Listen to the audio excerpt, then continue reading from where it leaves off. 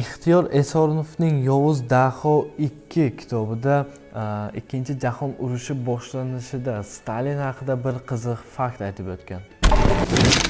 Moskvada bosh shtabda turgan Zhukov harbiy harakatlar boshlangani haqidagi axborotni soat taxminan 3:07 larda olgan edi. SSRning g'arbiy chegara sostavlarida allaqachon janglar boshlanib ketgan edi. Shu kuni o'zini batamom yo'qotib qo'ygan Stalin Moskva atrofidagi qarorgohi Kunchevaga ketib berkinib olgan edi.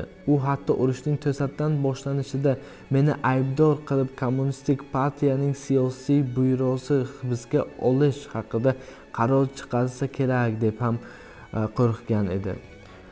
Shu kuni tushga yaqin soat 12 da SSR tashqi ishlar vaziri Molotov radio orqali butun mamlakatga urush boshlanganini e'lon qilib, xalqqa murojaat bilan chiqqan.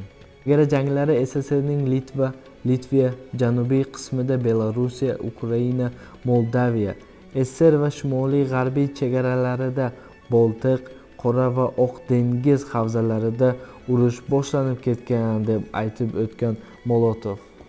Bu ham bir oddiy holat. Qisman Stalin ham qo'rqoq bo'lgan. Hamma ham o'limga, urushga Gitler kabi tik ko'z bilan qarolmaydi.